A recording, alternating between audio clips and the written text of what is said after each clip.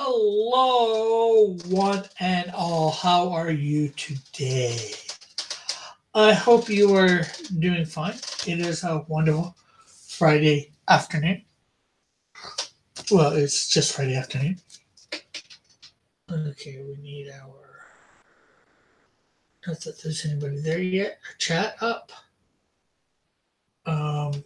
We, of course, are. We'll be finishing off Daredevil. Chapter 9, Daredevil. Today. And Monday,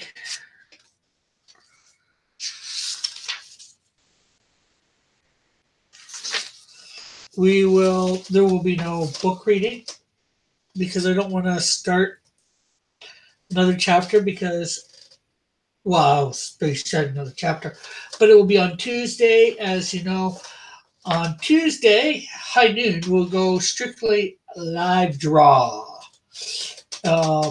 Any digital stuff like this will be done via small little vids that I'll speed up, maybe say something about the character or whatever. Stuff like that. So, and I'll be reading the chapter or portion of the chapter and dropping it as a short vid by itself. Hopefully 10 minutes. Depends on, how fast I read the chapter. Or maybe I'll just divide it up into sections or whatever. But we'll find out. That is something I have to worry about later. Okay, so to go from where we left off. Sometimes others see things clear. Sometimes others see clearly the things we cannot see for ourselves. On occasion, God speaks through the voice of someone we love and trust. Before we disdain the advice of Christian friends, we do well to remember the humbling truth. If God can speak through a donkey, then God can speak through anyone. The more we practice listening and watching for God, the better we become at recognizing His presence. The letter of Hebrews speaks of the mature Christians who, because of practice, have their senses trained to discern good and evil. Hebrews 5, chapter 5, verse 14, NASB. I'm not sure what that's the version it's from. I'm not sure what it stands for. It might be New American Standard Bible. With so many skills, the best way to grow in discernment is to practice. Just making the commitment to pay attention to God will improve our senses of God's movement in the world. We will begin to see God's sightings that others overlook. Countless people must have looked into night skies 2,000 years ago, but only 3 sages from the east saw God's plan revealed there. Because they were paying attention, the wise men were in place to welcome the Messiah, while others who lived much nearer missed the event altogether. Following the heart. Daredevil is the perfect model for discernment. He senses the world in its fullness, including the hidden world most people overlook. He weighs matters, he judges what is important, and acts accordingly. Excuse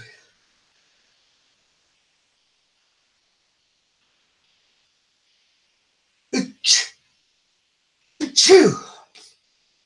Okay. I know that was anticlimactic. And acts accordingly. Taking action is important. Daredevil is no curiosity-seeking eavesdropper. He scans the city buzz so that he will know where his help is needed. When we discern God's will and do not act, we dull our senses. If we ignore God's promptings often enough, we forfeit our ability to sense those divine nudges. Jesus said that one who hears his words, acts on them, is like a man whose house is built on a solid foundation.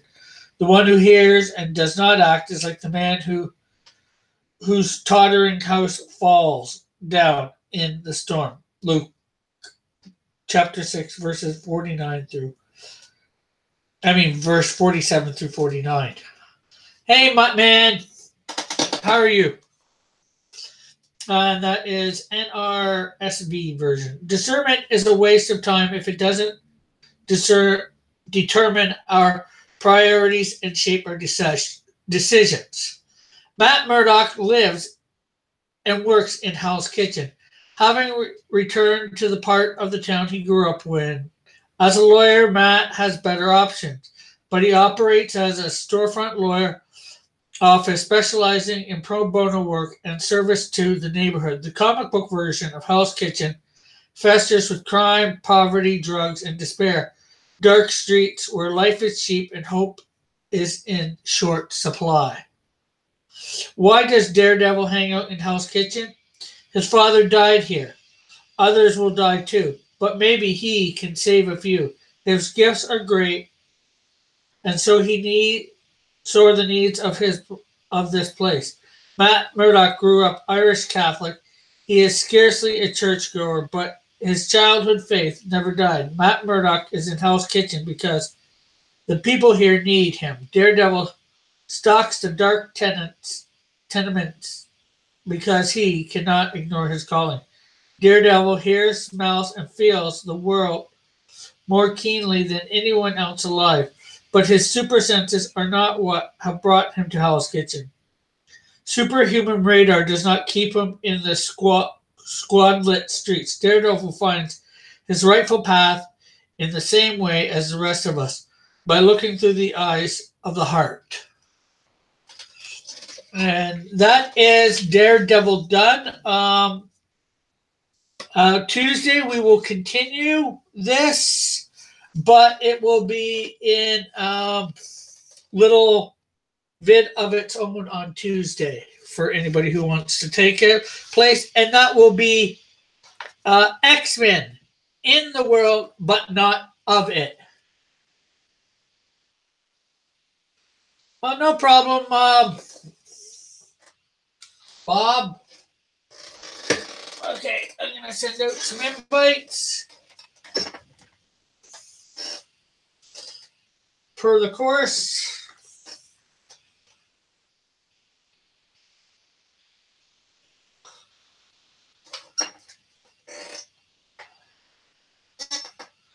And I'm going to slowly gather all the other ones up, the other chapters, and put them together in one little reading. Or a big reading, maybe. I'm not sure whether I'm going to read the whole chapter of X-Men or just a portion and do it over a few days like I have been doing.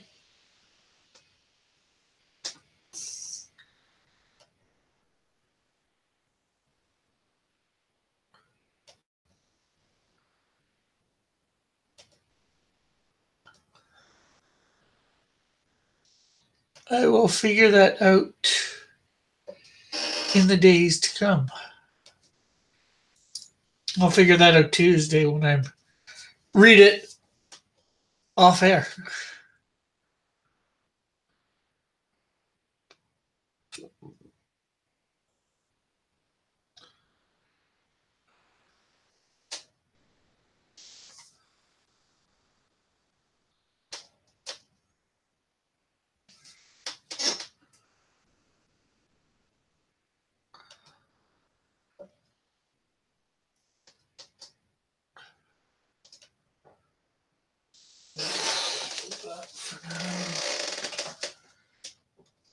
Bring up the chat again so I can see it.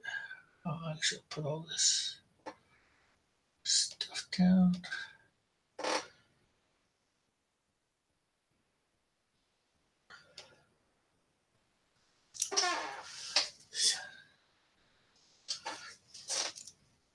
Yes, they all seem to be very interesting. Okay, where did I put my... Oh, there it is. Oh, and of course we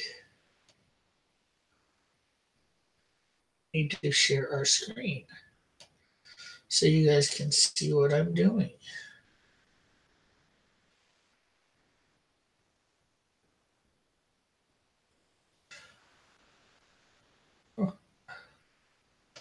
Oh, I know what I wanted to do. Bring up the. And hello to everybody that is in the chat. Let's see. We need to. I noticed yesterday that I forgot to do the blue here. Forgot to take this blue and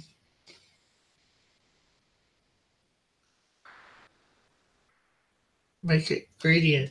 Hey, ERTs. Good afternoon.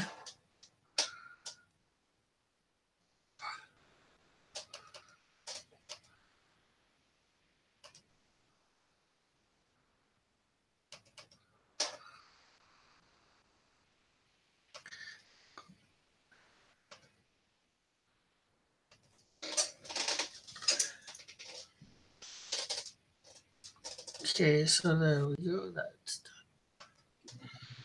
Oh, but man, Hey, what's up? not much. Hey, how are you today? I'm doing fantastic, man. I got a few minutes I can jump on, but I probably won't be able to stay too long because I got some people coming over. Oh, no problem. It's good to have you in. Thanks for the invite. Yeah.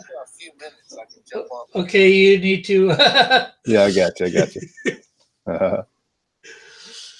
We got Melter in the chat. He says, "Morning, Rick. Just spending another day with his nieces." Cool.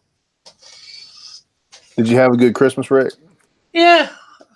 I'm not sure whether you've seen on any of my other videos since the 26th. I got a nice big TV that I'm now using as a monitor. Ooh, cool, man. Cool.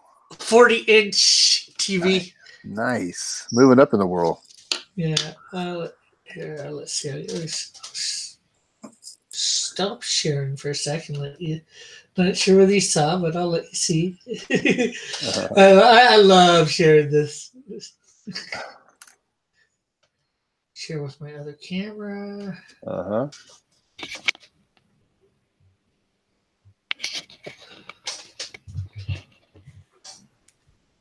Howdy, guys.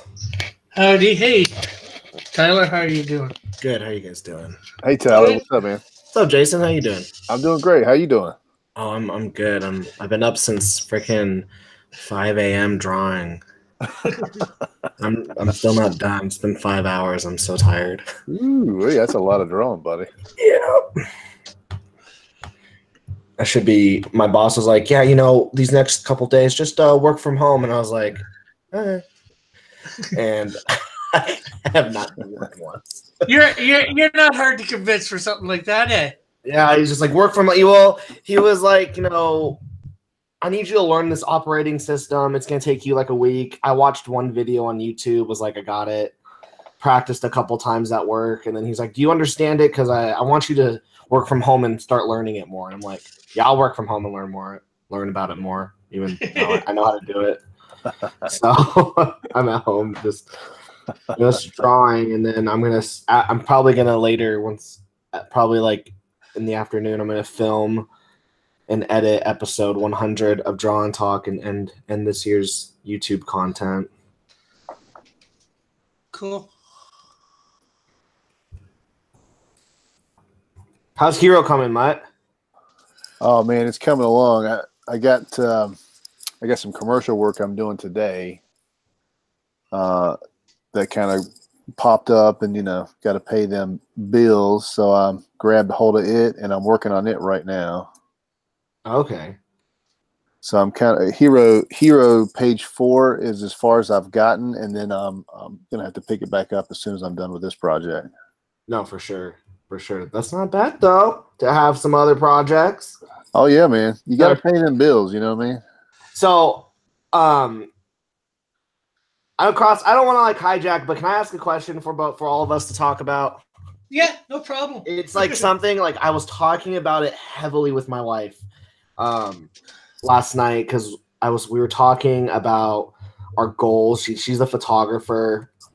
I'm doing comics, and I was just like, and she was asking me, what's something you failed at this year that you wish that you had done but you didn't. And at the start of the year, I was working on a comic called The Hardline House, and this comic got me back into wanting to make comics again. It like got me that drive. I started the YouTube channel like soon after, and then freaking because of that, some people were like, "Hey, I like your new drawing style," because my original drawing style was very cartoony, like Nickelodeon cartoony, and it wasn't getting the work I wanted, and I wasn't liking it. And so people were like, "Hey, I like your work. I'll pay you to draw." And I was like, "Oh, okay." And I started getting more paying gig. I started getting paying gigs again. I hadn't gotten a paying gig in a while. And then I started getting more paying gigs. And then my personal projects all just started going, just kept getting more thrown into the back. And as I was planning out next year, I've got a bunch of, projects lined up with a bunch of writers, super excited for all of them. But gosh dang, do I want to work on my own projects? But I know they don't. But they don't bring in the money. It's not they don't bring in big money, and then nor do they bring in immediate money. Yeah. I don't know. What do you think about that? Well, I definitely know how you feel. It's something I deal with all the time, where I have my own projects that are sitting there, and I'm looking at them. All my hopes and dreams just sitting there on my table. And I've got to do something that's for somebody else, but it's, as far as my situation goes, I've got my full-time gig, but then I rely on my side business too, to pay the bills. So, you got to do what you got to do. Is this commercial thing you're doing right now part of your actual job? Or is this side gig? This is a side gig right here. Yeah. That's nice. Yeah. Yeah, what I'm drawing right now, side gig.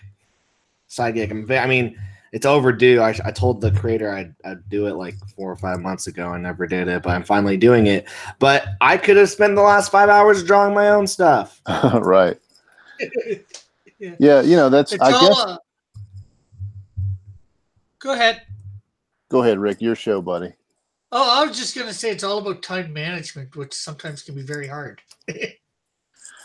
Well, it can definitely be hard if you're time managing around kids and stuff like that too. So that's where I'm up late at night and up early in the morning, like you, Tyler. So sucks. But even with that time management, it's okay. I mean, I do make the time for it, but it's currently project management. Do I draw someone else's work, get paid that page rate, instant money, or do I work on this book for free for 2-3 months, crowdfund it, not even close, make the money back that I should have for spending that much time on it, and then just be well, at least I got my project out there. And it's I could have worked on maybe 2 other people's stuff and got paid way more. Well, that's what I mean by time management, choosing what project or how much for each project. Maybe you only take an hour a day to work on yours, where you take, 2 or 3 hours on the stuff that'll get you regular money. That's what my wife said, Rick. So that might be good. That might be good advice. That might be good advice. I'm just money hungry. And then, Jason, you have a family. So you always have to put your family first. Gosh, guys, let me tell you, this sounds so bad. I laughed about it with my wife until she laughed, and then she kind of looked at me and we stopped laughing. But I was like, I think my comics crew would be a lot easier if you weren't around. Oh boy. And we started laughing, and then she was like, "What?" And I was like, "I was joking." No, my wife pushes me. She's huge motivation. Yeah. But having those extra responsibilities. Well, and you got to get the buy-in from your loved ones, and in my situation, you gotta help the kids understand, look, yeah, it's Christmas time, and I don't have to go into my regular job, but I do have to spend some time in front of the computer and work on some other projects. So there's it's sacrifices, man, and it's not just your sacrifice; it's your family's sacrifice. Yeah. ERT said he's going to share the vid. Hopefully, we get more viewers. Yeah, that's good. And he's saying what OS, and I guess what operating system are people using or whatever. I'm using the latest Mac OS software. It's Mojave. Yeah, that's what I'm using too. Dude, are you using Clip Studio or you're on what do you use, Jason? I'm Photoshop. Okay, you guys are using Photoshop. Man, when Mojave came, I used Clip Studio. Every time I zoom in on anything, it's super slow. If it's with my tablet, but if I use my mouse, it's fine. So I'm kind of hating the Mojave update. Yeah, I've hated Mojave since day one, and I wish that I had not updated because I've had lots of issues, especially with Adobe products. Yeah, I wish that like when they update the systems, they would tell all these products, "Hey, get ready, to update your programs." Well, I saw a thing today, just for Apple in general. I saw a thing today that was talking about Apple having their products developed over in India. What? And to me, that just sort of spells out the beginning of the end for a Steve Jobless Apple. Dude, once Steve Jobs died, that whole thing went to crap. If you saw what Apple was doing nowadays, he'd be rolling in his grave. That's right. Actually, what Ortiz meant was, what was the OS that you had to learn? What's OS? Operating system. Oh, nah. You said you were learning something when you first got on, Tyler. What was it?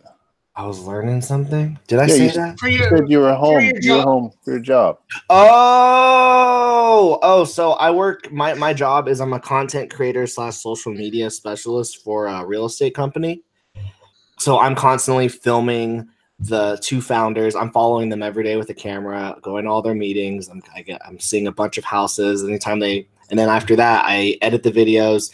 I put them on YouTube. I take photos, edit them, make them look nice, put them on Instagram and Twitter and Facebook. But then also, who knew that they were like, also, you're going to be managing our website. And I was like, I don't know a single thing about that.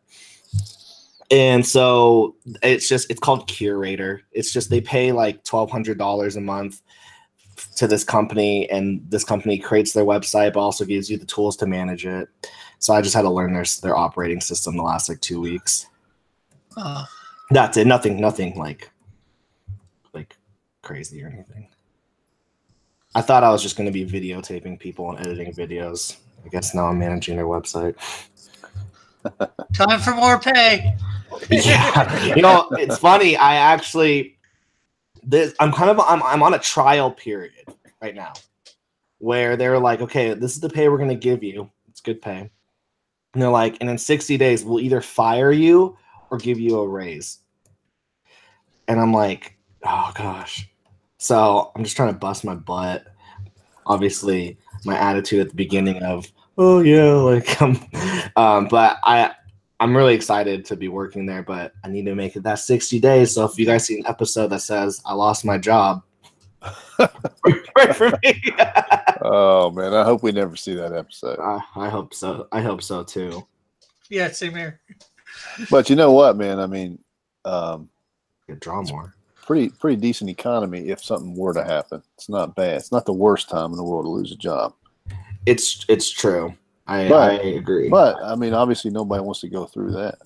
Yeah, and I think is I just quit my job to start this job. Oh yeah. So, I looked at everyone in my old company. I didn't actually say it, but everyone kind of knew that me leaving was an FU because I was so angry working there. And so I was like, guys, I'm bounced. I'm out. And the company I was working for got bought out the week before I quit. And my boss was like, I would tell my boss, hey, this is how we can get more followers. This is how we can get more sales. He just would never listen to me. I was their social media manager. And he was just like, yeah, that's not a good idea. We're not going to do that. And then the new CEO comes in, replaces the old one. And he goes, guys, the reason why we were able to take over and we were a smaller company than you guys is because your social media sucks and you guys seriously need to improve on it. And I looked at my boss in the face. I was just like, and he was like, well, what are we going to do about this? And I was like, oh, I put my 2 weeks in. Like, I'm done. I can't. This is your fault. And the girl I was working with, she's like, oh my gosh, like, I miss you. This is stupid. The stupid things. I just think people need better bosses. I don't think people leave their jobs because of the job. I think they leave because of their boss and maybe better pay. I also left because I got better pay. That doesn't hurt. That did. I got my first paycheck last week, and I was like, oh my gosh. I was like, we can go buy stuff, and my wife's like, I'm like, we can get that new TV that I want that we don't need, and she's like, we don't need any of that stuff. Melter's in the chat, and What up? he is asking, have any of you guys seen Mike Judge presents Tales from the Tour Bus musician interviews, but only audio? Mike redrew and animated them for TV. Rick James, Morris Day, James Brown, and more. Oh man, that sounds cool. I'd like to see that. I have not seen it. He says it's cool and funny too. Great Beavis and Butthead animation. Oh, snaps! That's awesome. No, I haven't seen it or heard of it. So Yeah, I'm a Mike Judge fan. I like Mike Judge a lot. Ever since I saw, well, I like Beavis and Butthead, but I don't know if you know that movie. Oh my gosh, the name's escaping me for some reason. This is awkward for you. Idiocracy. Have you ever seen that? Nope. Dude, no, I don't think so. It's a gym. It's a comedy gym. It's basically what would happen to society if smart people stopped breeding. Breeding? Yes. So when smart people stop breeding, and stupid people continue to breed, this is what happens to society. And it's a dystopian future comedy, and it is hilarious. That sounds hilarious. But Mike Judge is really I think he's a great director.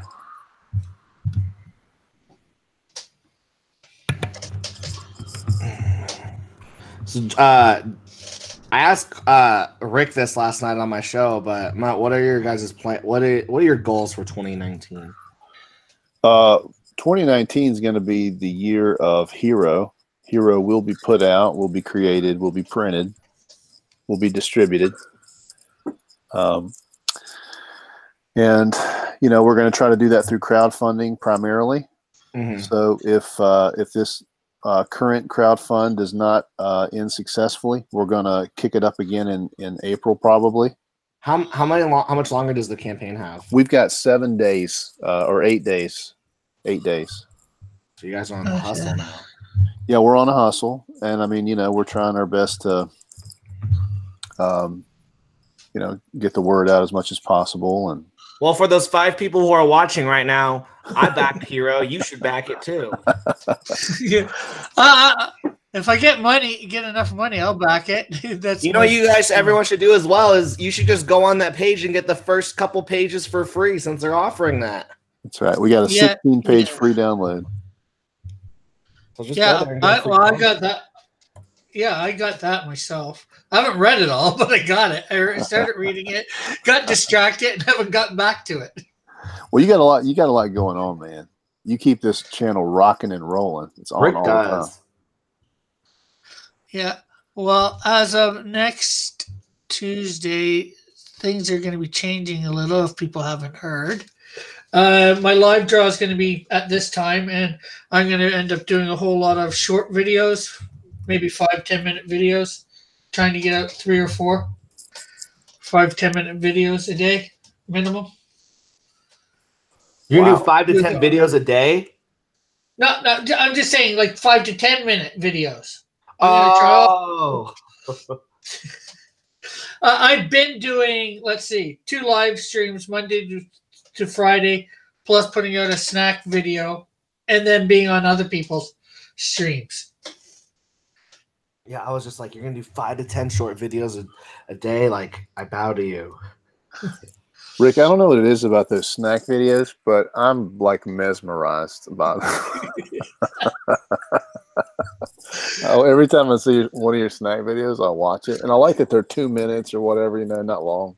Just long enough for me to watch you eat. Oh, it cracks me up. They're between 5 and, well, I think some of them are about 2 minutes, but some of them get 7 minutes. I've got a bit of a longer one coming out very soon. Probably next week, I think. These are all from my other channel, the Pied Piper of Hamilton. And I did a live one of it, and it's about 30 minutes. And there's like about 5 or 6, well, maybe more than 5 or 6, probably go 10 different snacks in it. How's that channel growing? It's not growing at all because I promoted a little bit here and there, but I'm more concentrating on this one at the moment. I feel you. I was planning on at first growing that one, and then it just seemed like it'd be easier to do this one. So, My favorite one. Sorry, go ahead, Rick. Your favorite one. No, I was just gonna say my favorite one was the peanut butter O. Henry, when you get all the peanut butter stuck in your mouth and you're trying to talk through it. That's my favorite. Oh, that was yesterday's. Oh, sorry. Yeah. And I wanted to ask you a question. When you're doing like an O. Henry voice, but you were using like a Swedish accent instead of like I guess I think of an Irish accent when I think of O. Henry. I don't know what you got to remember. Most of those videos were recorded like 6 months ago. Oh, oh, really? Okay, man. I got you. Either way, I'm enjoying it. Yeah. Well, I did them for my other, like I said, I did them for my other channel. I downloaded them. Well, I still got them on my hard drive, and I'm just simply uploading them to my Cross Comics one because somebody suggested doing it after I told them about it. And, they're not getting as much views as I would like, but, they're also going in a playlist, so hopefully everybody will find one. And not all the ones that I have. I don't have all the ones I've done up on the Pied Piper. There will be, after I get through the stuff that I've uploaded there'll be some new content for that stuff. In fact, I just got one the other day. I was at the dollar store. A Hershey's Gold. Peanuts and pretzels in the chocolate bar. Oh man, that sounds good. I'm a junk food junkie too. I don't know if I told you that. But I haven't even done the video for it, eating it. The one that you might like that I think is coming up soon. Let's see. When's it coming up? Are you looking at your script schedule? Yeah, well, I figured out what order I did them in on my other channel, and that's how I'm releasing them. Kit Kat green tea. All right, I'll be tuning in for that one.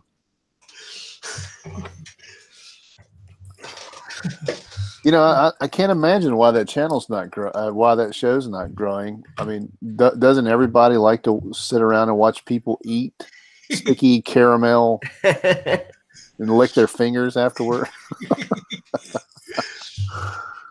Yeah, but like you said before you saw the first one, you're like, how interesting can this be? Yeah, I think it's your call out at the beginning that really catches my attention because you say, it's the Pied Piper from, where are you from again? Hamilton, Ontario. Yeah, I like that. That's cool. It gets me hyped up for the show. Yeah. Well, I also like, because I changed when I first started that other channel, it was just my name, Rick Piper. But okay. I played on the fact that my name is Piper, and I live in a town called Hamilton, which is very close to the name of the town that, the Pied Piper. Yeah. I just thought it'd be a good play on words or whatever. Yeah, absolutely. Channel. Hopefully, I was hoping it would bring people in, but Well, you never know Okay. it works. You never know. Yeah. Well, eventually, once I get this channel built up a bit, I might end up doing more content over there. I've got one. I finally crossed over the 100 subscribers mark. And Oh, so, wow, cool. yeah, so I'm Are gonna have a 100 subscribers super show, Nice. okay? and I need to actually kind of make it a little bit higher quality entertainment. So I'm gonna try to get some people on there, and I'm also gonna live draw. I'm gonna let Macho kind of MC the whole thing, but I'm gonna live draw and give that drawing away to a winner in the chat. Oh, that's awesome. Well, yeah. You start announcing that you're doing that, or pick a date that you're doing that in the very near future. Yeah. And let everybody know. That way, hopefully, everybody will come in and you build up the anticipation. Yeah, that's a good idea. I'm gonna start pushing on that pretty soon here. And that's good that you're doing just can I tell you what I did for my 100 subscriber giveaway? Yeah. It was a good / bad idea. The good part was I got like 100. Once I hit 100 subscribers, I had 200 subscribers by the end of the week because of the giveaway video. Wow. But I said I would pick. I said, writers in the comments, pitch a 2-page story idea, and I gave them like the setting and whatnot. And then I will draw that. I will draw those 2 pages. I'll pick 3 people and I'll draw those 2 pages. Wow. So a bunch of writers were like, free art, okay. Yeah. And they subscribed. They did it, and then it was like, sweet. My channel just got to 200 subscribers super fast. Gosh dang it! I now have to draw 6 pages. Like I now have to draw 6 pages. I don't have time for this. I was currently in school, and right. So it was like it worked, and then I was like, then you have to do the work. So I like the whole just drawing, just like I'm giving this drawing. Yeah. Yeah. Well, that's what I think. I'm just going to do that one drawing on there. Just while the show's on, and people can kind of watch the progress on it. I'll just pick like a pretty popular character to draw, and then just pick somebody in the chat that wants it. Yeah. What I did was, it just so happened to coincide for me, for my 100 giveaway was I have Hamilton Comic-Con was that weekend. Oh, so I went there, came back, showed all my stuff for Hamilton Comic-Con, what I got and all that. And then, I gave, it was either a commission of something new to draw or something I've already drawn that they had seen me live drawing already. Nice. That's a good idea and a good timing for that con to be there. Screw those people who want these giveaways, though. That's the only reason why they'll support. Gosh dang it. Love me for who I am, not for what I'm going to give you. But yeah, people do like some freebies. Yeah, they do. Did you guys see my macho? Because we're giving away a free sketch every $1,000 we make on the campaign. I did. I saw the one you gave. I saw the one you did for Macho. Yeah, the next one is Sandman. So I'm working on that now. So which Sandman? Huh? Yeah, which Sandman? Oh, it's Morbius from. Okay, Sandman. nice. Yeah. How close do you and Dan live from each other? Oh, we're just minutes away. Okay, so how often do you guys see each other a week? Probably once a week at least. Cool. That's awesome. Yeah, I try to bother him at least once a week. Yeah. Yeah. He'll holler at me when he needs something. Are you guys' families pretty close? Yeah, the wives are friends. Oh, Kids are friends. That's nice. It's real nice. He's okay. He's all right. He'll do. He'll do as a friend. No, he's a great guy, and like what you see when he's on the channel, that's really what he's like in real life. He's kind of a fun guy to have around, and constantly loves to talk about comics and geeky stuff and all that. So he's a fun friend. That's awesome. How'd you guys meet? Let's see when you guys are. We we kind of been running in the same circles for a little while. And the wives of like I said, the wives were friends before we were friends. Oh, that's funny. Yeah, and then like we were hanging out one day, and I was like, so I said something about comics. I think it had something to do with like Avengers, like that first Avengers movie or something like that. And he was like, "Dude, I love comics. I've got a collection." I'm like, "You have a collection of comic books?"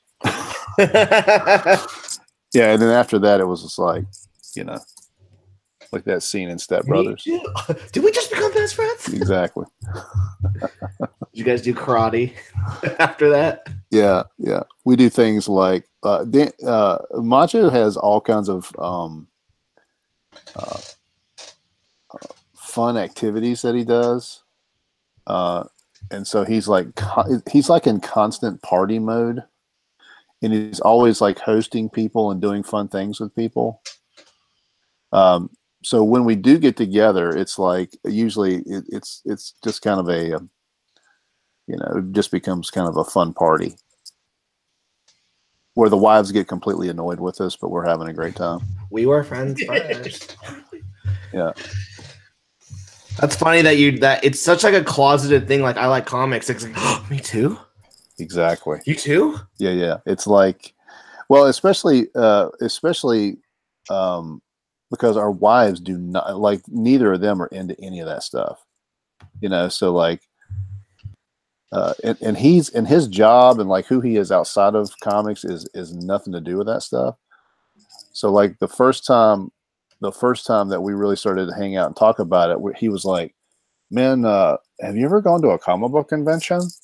And I'm like, "Yeah." I'm like, "There's one coming up. You want to go?" And he's like, "Yeah."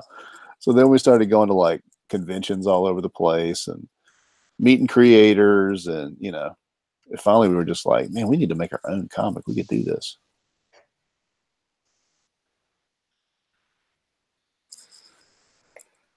Well, that's good that you guys did. I might, if you guys can, maybe on the 4th, your last day, I might try and get you guys on.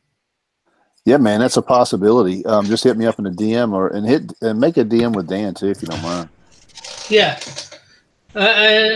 Not that I got a lot of people, but I've got a few more people since then, and unless you guys can get on to somebody bigger, to get your hopefully fund it. I'm not sure how far you guys are away from being funded, but Dan was on Sweetcast last night. I don't know if you guys ever check out Sweetcast. I've heard of it. It's a dude named Clint. He's kind of he kind of does the same type of stuff as Ethan on his show, but he's a new guy, and he's just kind of real accessible and nice and easy to get along with. And he did an interview for us for Hero not too long ago, and it went really well. And he's just a cool guy to talk to.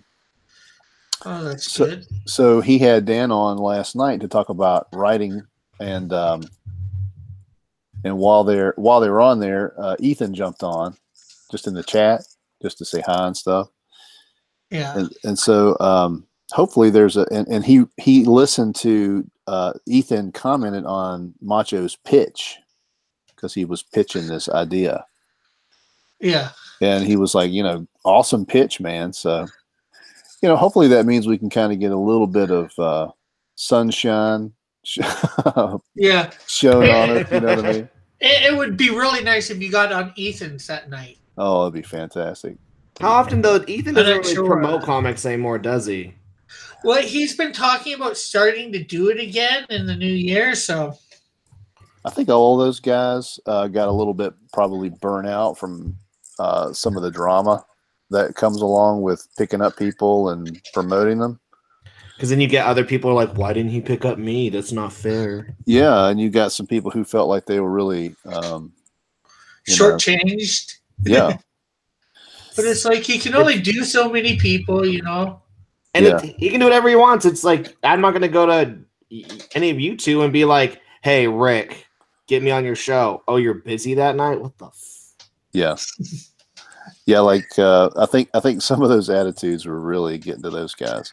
But we've been on Malin twice. We've been on with well, I mean, I actually was on Ethan's show, but it was when he accidentally opened up his DMs, or no, he accidentally put the link in the the link in the description. Yeah. Oh my gosh. So I just hijacked it and jumped in. He was like, "Who's this? Mutt? What in the world?"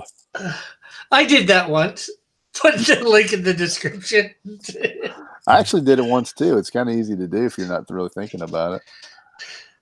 But yeah, so I got on there and actually got to pitch. I was pretty nervous. I didn't do a great job. I'm sure you did fine. And then we got on. I got on Doug TenNaples' show. He opened it up, and that was the same night that I first saw your stuff, Tyler. Oh, I remember that. Man, gosh, that was such a long night show. I was like, I'm out. Like, sorry, Doug. Like, I thought this was gonna be an hour of just like you and I talking, and then it was. But then it became then 3 hours of him opening up to everyone. Yeah.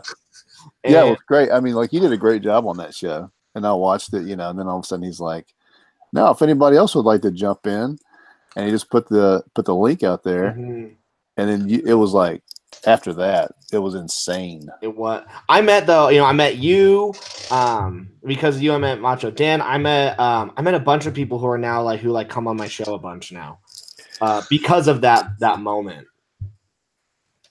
Yeah, and plus, didn't you get funded during the show? I got funded during the show. Yeah, I mean, it helps when you have like a $1,000 goal and you were 500, like 200, 300, 400 away. But still, it was super awesome. It was such an awesome feeling. Funded is funded, Funded is funded. That was great. I agree. Funded is funded. Yeah, but I actually hung out that night. I actually hung out and stayed with it for a while, and I kind of outlasted some of the some of the more different guests, the more unique guests. And I loved when there was. I think people were arguing at one point.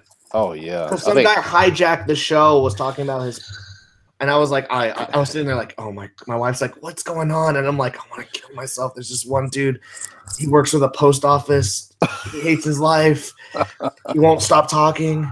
He keeps insulting everyone. Yeah. They keep bringing up my religion. Yeah. But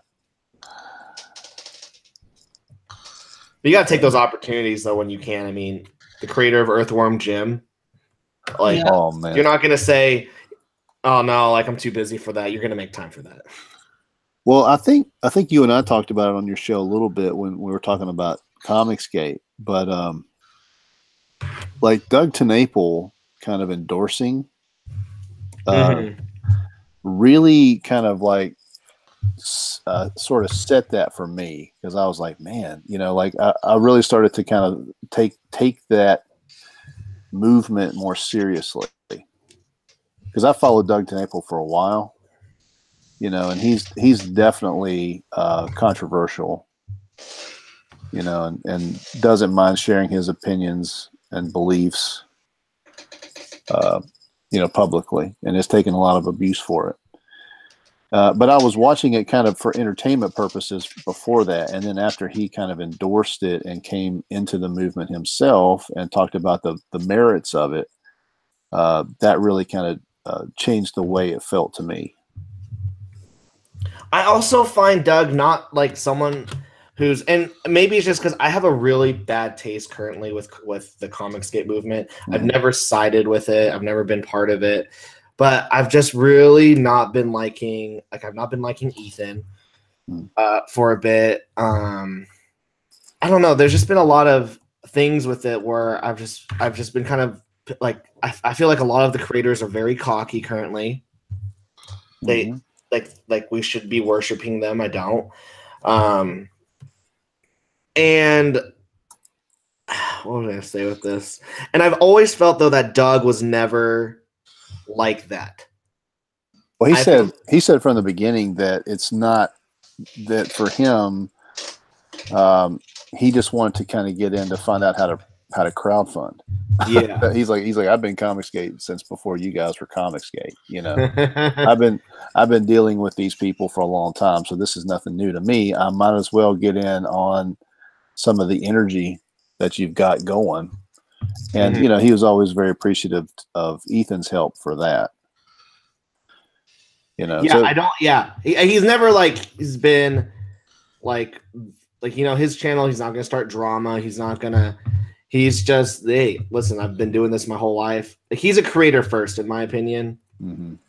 Whereas, you know, all these drama channels, and Ethan, for me, is just I think he knows that his channel will continue to grow the more drama he puts in, because people love that, because we suck as humans. Like, every time, like, if you look at his, and he's very smart. I will say this, as he's a very smart business person. If you look at his titles, they're like, Ryan Johnson did what? And it's so clickbaity. But people want, and I hate it when I fall into it. I'm like, yeah, what did he do? And I'm watching, and I'm like, gosh dang it, I hate myself right now. Yeah. I've never finished one of those. And and it's just commentating, because it's so easy. He has a following. All he has to do is pull up an article, read it out loud. I could have done that. And then he just tells his opinion. That's it. And it's so smart how he does it. I hate it. Everyone, like, he has such a big following. He deserves it. I just wish there was less drama. Sorry for that rant. Yeah. On your channel. Oh, I don't mind. Well, hey, like I said, I don't like the drama in Comicsgate either. It's like, let's just create. You know, and let's help each other out the best we can, you know.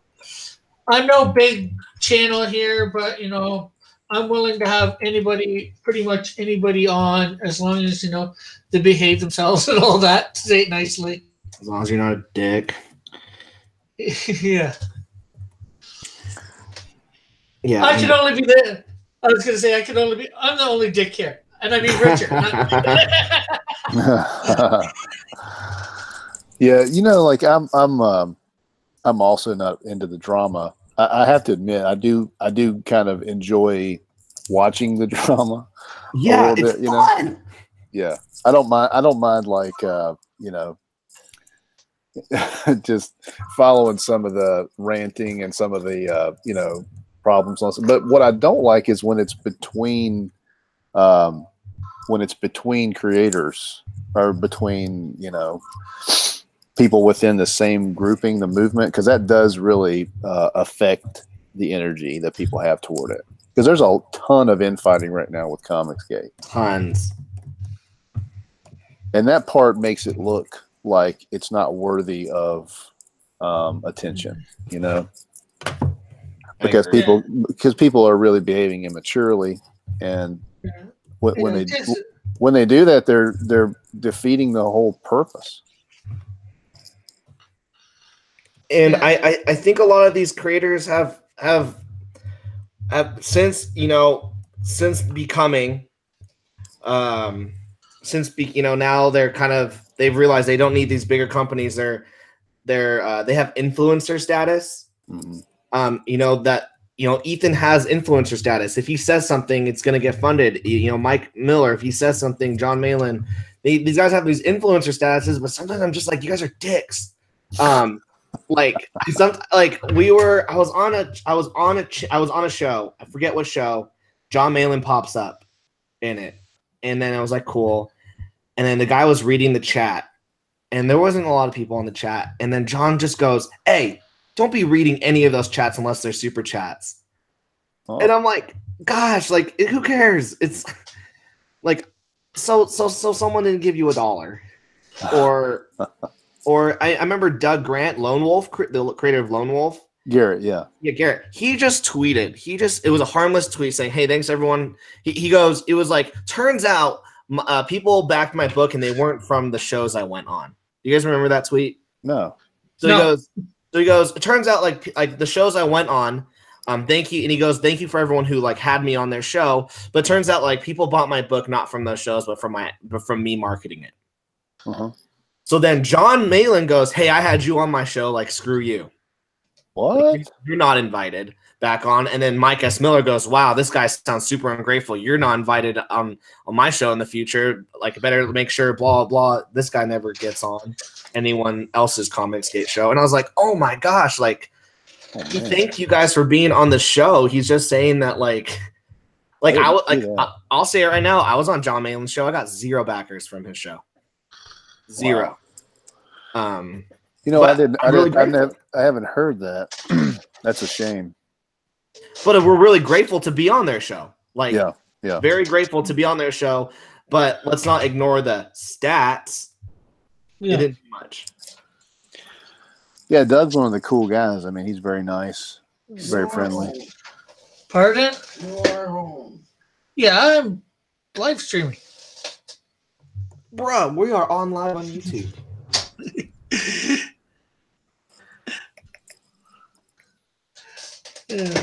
Yeah, Doug is super nice. But he's also, and right now he's super busy right now. He hasn't been live streaming a bunch, but if he is, he's mainly for his comic, because he's now in that, like, I've got to get this book out. Yeah. I've got to get this book out. Rubber has hit the road. Yeah. Yeah, rubber's hitting the road for a lot of them at the moment. Sure is. Yeah, the other thing about that you have to keep in mind about all of these people is that they're people. They don't really know how to separate, because it's all new to us, right? Like, so a lot of these guys that the only time they have ever had the people, they had to, like, sort of be in front of people and talk about this stuff was at conventions. Mm-hmm. And then here they are now, right? And they have these YouTube and major followings, and they've got Twitter accounts, right? And they just, I think a lot of them just don't really realize yet what not to say, where to cut it off, like where your opinion is not really necessary. I agree. Turn my mic on. I agree. But I think they will get it, and their professionalism will grow. And I think that the one of the main attributes of those guys that you were talking about is that I think they do understand that the customer has to be happy with the product, and if they keep that as one of their guiding posts, they'll be okay, and they'll get better at YouTube. They'll get better at social media. Mm-hmm. But do you think though that people are like it, that, like, the people want this drama? I feel like people are wanting this drama. You may be right about that. I'm not that audience necessarily where I want it. Like, I don't mind if they're talking about Star Wars and Kathleen Kennedy and stuff like that. To me, that's interesting. Mm-hmm. Because you're talking about a Hollywood conglomerate type situation, and it's a lot easier to kind of rail against that kind of stuff.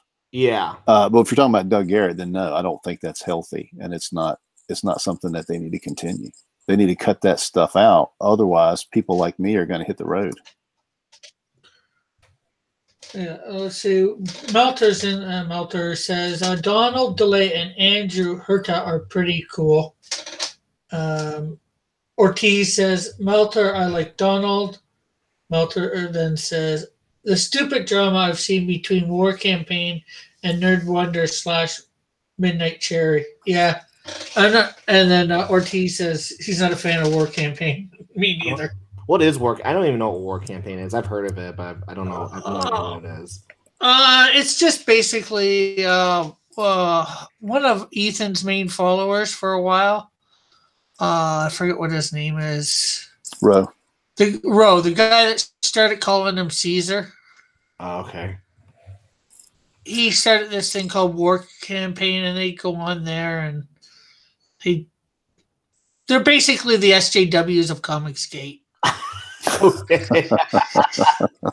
was the best. I learned enough just from that. Oh, okay. Interesting. Like, what do you? They just like bash and get angry and get offended over everything.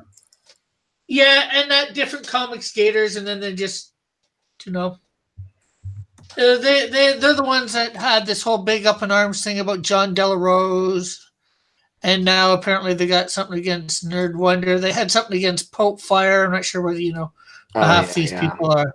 I heard about that. Yeah, I'm not up on that drama. I have enjoyed war campaigns shows, and sometimes like they have a lot of guests on, and they do these little clip segments that they show after it, and I have definitely laughed at some of those things and enjoyed it. I don't keep up enough with all of it to really know whose drama is happening with who. Yeah, I'm not keeping up with the drama. I just know the names. I know who Nerd Wonder is, and Isn't Nerd Midnight Wonder? Wasn't Nerd Wonder one of the artists that was doing like free art for people and stuff? No, she was on John Malin's thing, Graveyard Shift. She did the Ashcan for it. Oh, that's right. Okay, cool. Let's see. So they're beefing with her? Yeah. Wow. John Dillert's in the chat, and so is Manny. I got something to show Manny. He's been on me about Canadian Wonder. And so let's see, I gotta get my thing here. That's not the Canadian Shield up there. Yeah, you guys continue talking. Okay. If you want. I said something on some Facebook group, and now people are getting angry. I'd love to see what you guys think of it. Mm-mm. What is your take on indie creators doing ongoing series? So I know, Rick, you have I know yours is an ongoing series. What is your guys' take on creators doing ongoing series? I think it's good because you want to make a living at this, and one issue wonders, so to speak. They might bring you money in for a short time, but you need something to sustain you in the long run. What do you think, Mike? Well, I think outside of web comics, it's tough to sustain a 22-page comic monthly.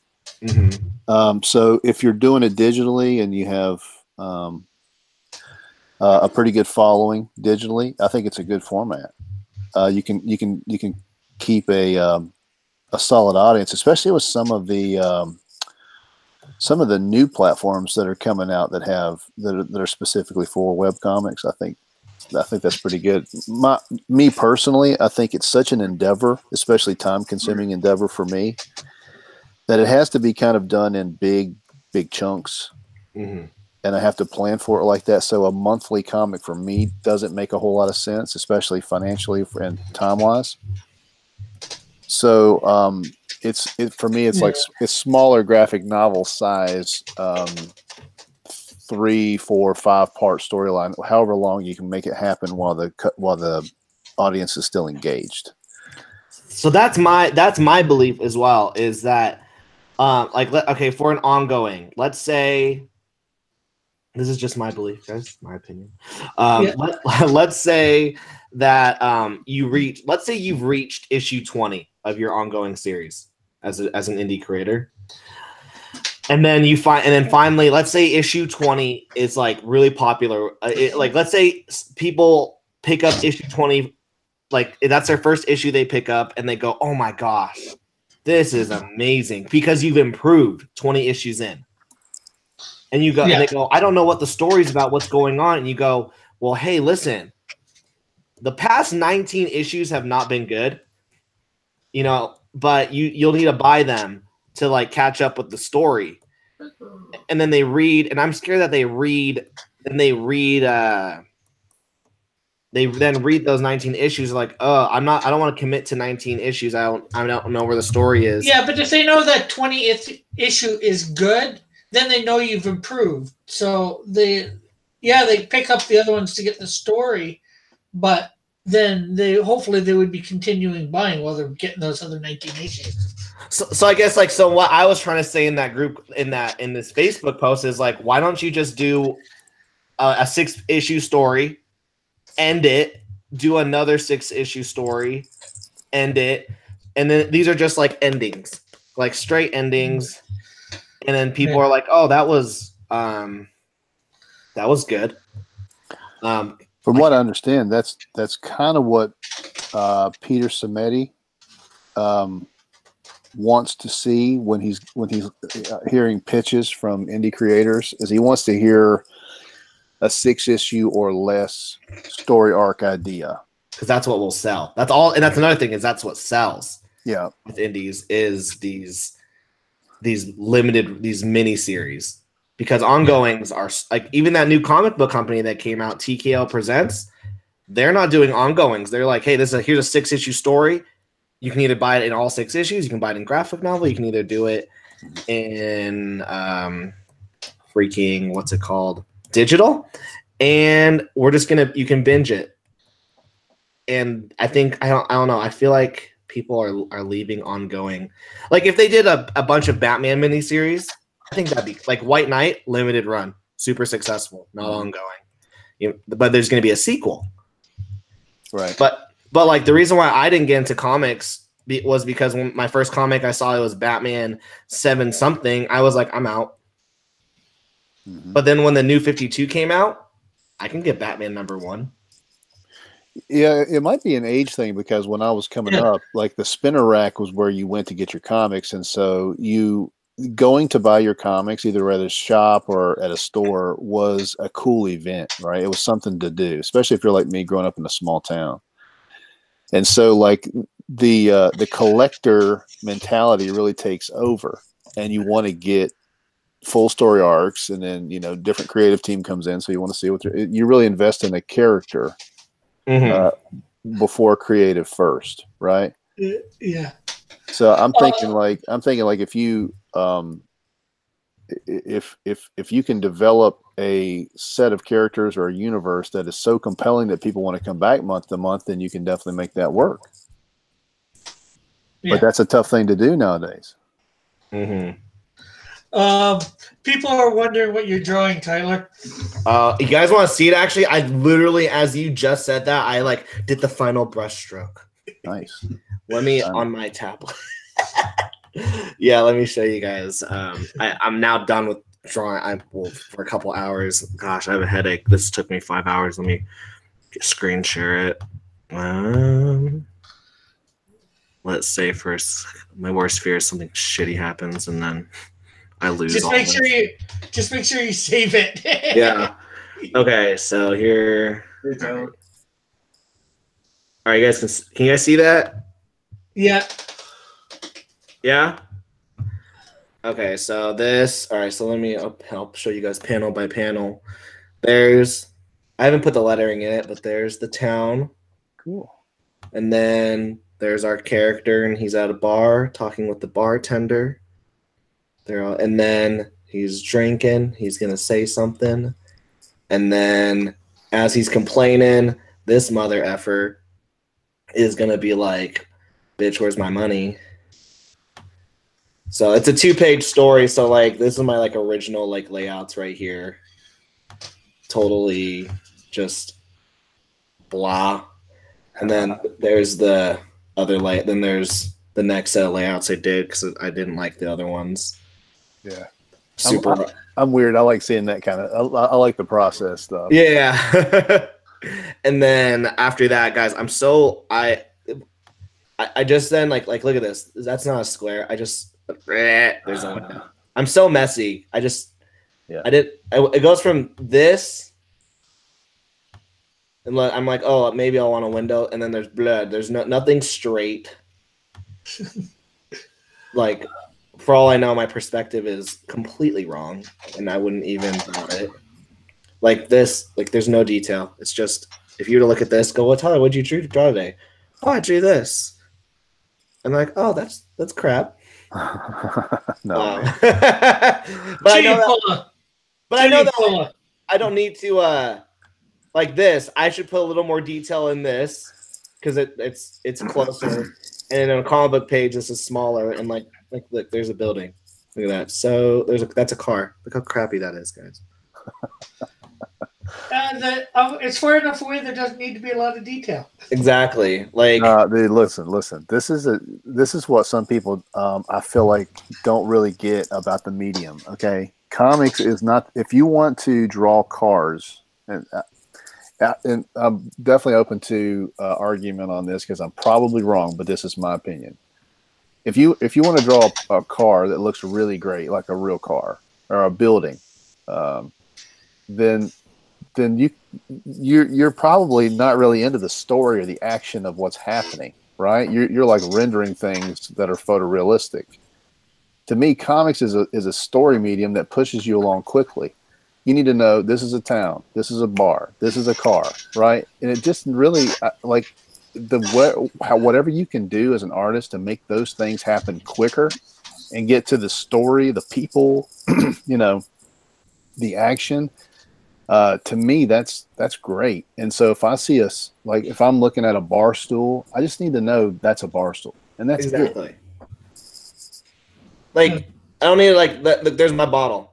There's no where's the logo? Where's the shot? No, it's a bottle. Yeah, because I agree. Comics are. I mean, Greg Capullo said it once. He goes, "Spent 17 hours on a page that you're gonna flip through in 3 seconds." That's right. And I was showing someone a comic book. Actually, they'd never seen comics, and they go, "How come all these buildings look the same? They're just like squares." I'm like, "Bruh, do you realize if you want to design a new building, it'd be cool." I try to get different just than the square and then just the line in the window. But I drew a big city last week. You bet I just did a square with a bunch of lines and rectangles. And yeah, that's a window. Yeah, it depends on what you need to do to service your story. Story is the number one most important thing. And if you can keep people engaged for 30 seconds, if you can just get 30 seconds for them to stop, flip through your book, and be interested in it for 30 seconds, then really that's what comics is. It's a newsstand medium.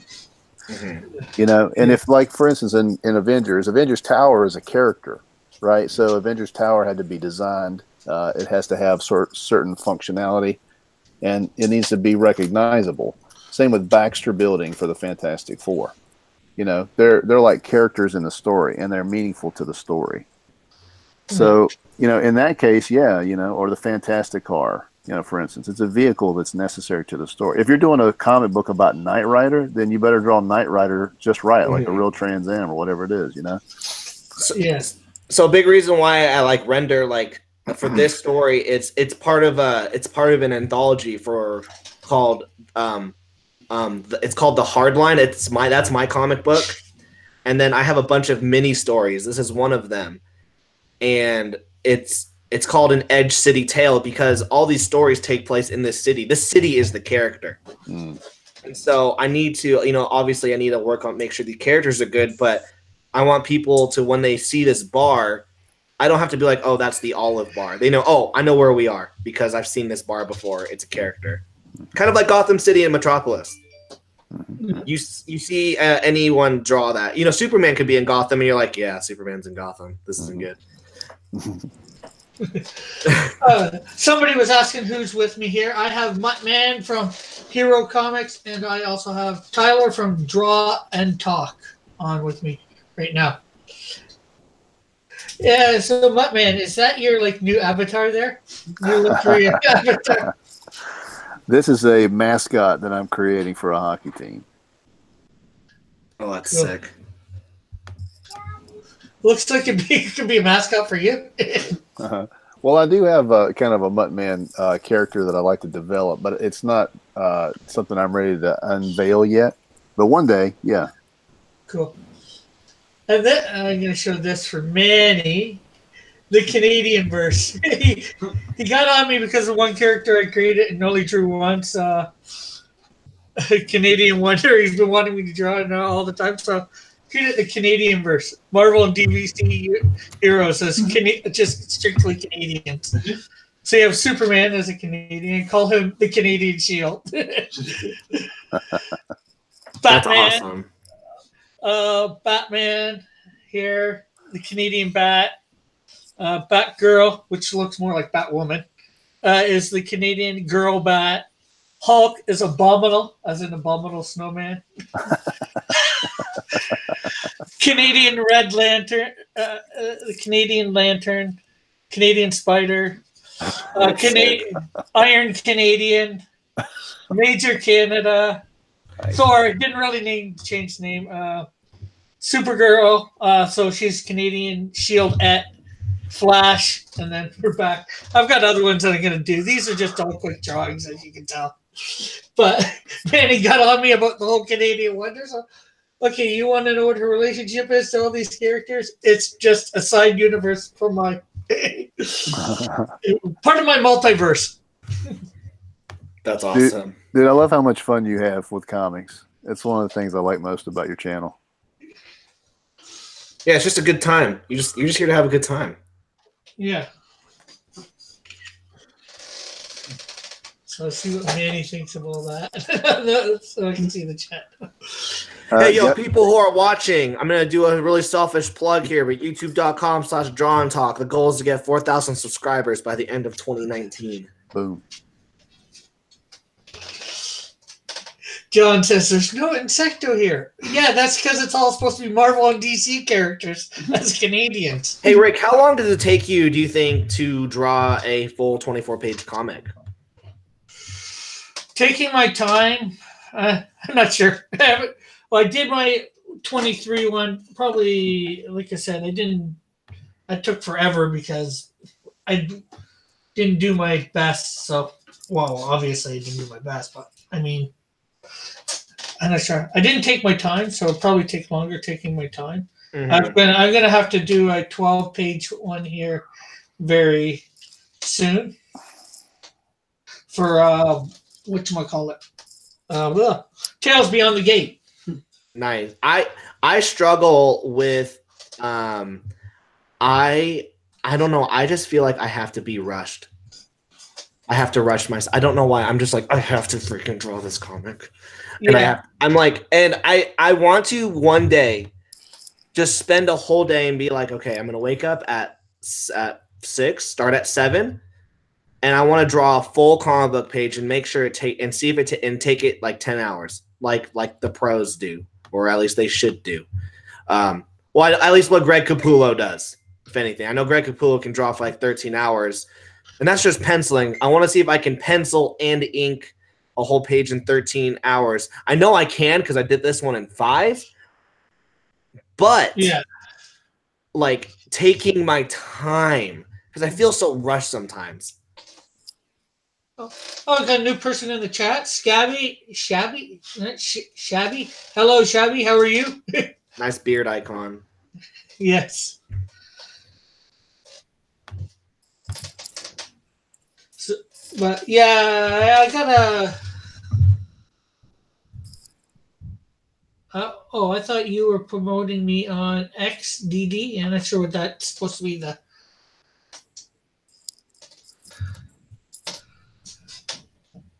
Oh, I guess he meant John. John's in the chat and went sub Scabby instead of he meant sub. What's up?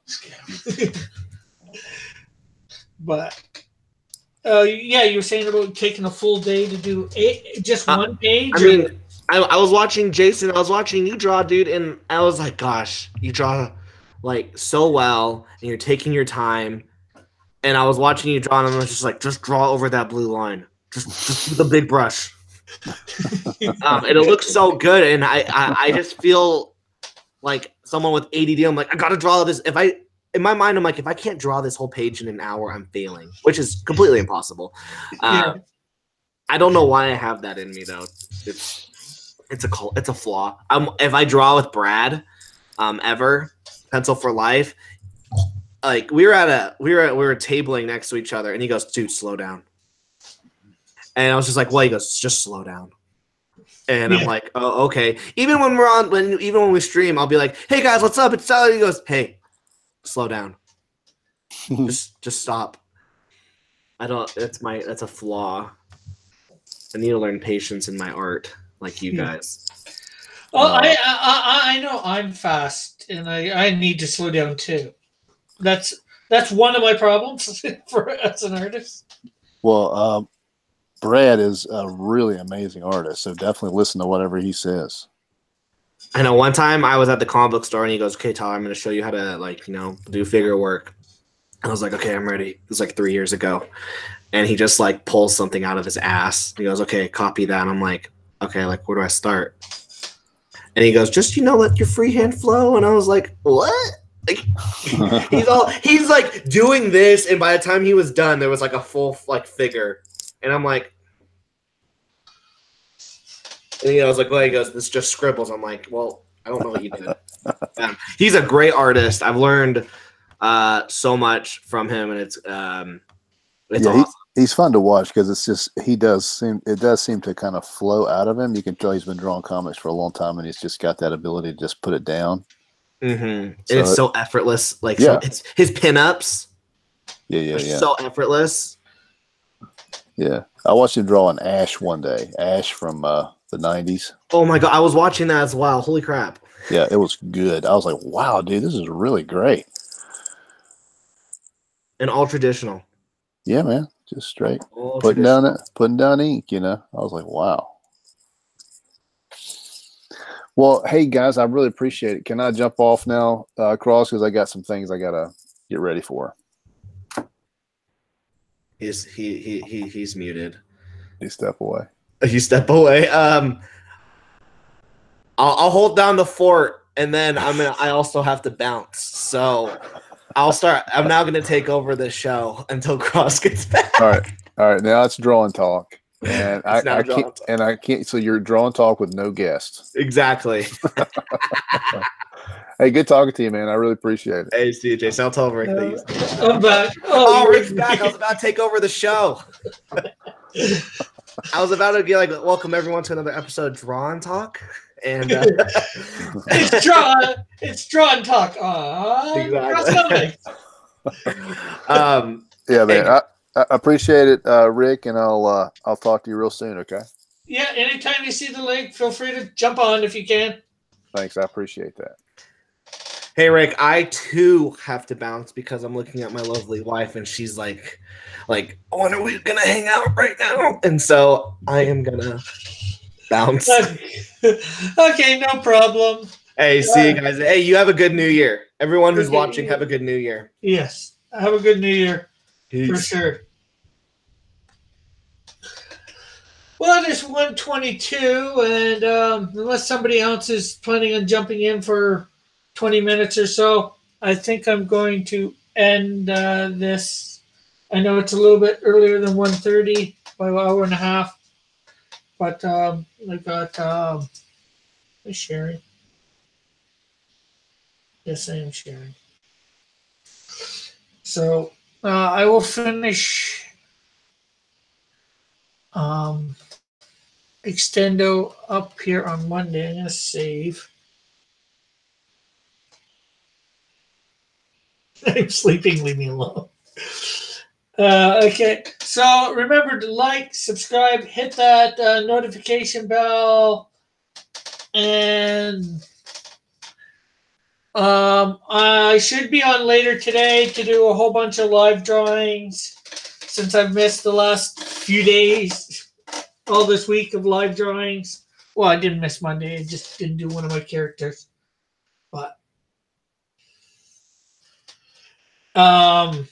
so I'll be on later today to do a whole bunch of those. So talk to everyone later. Have a great day, and bye for now.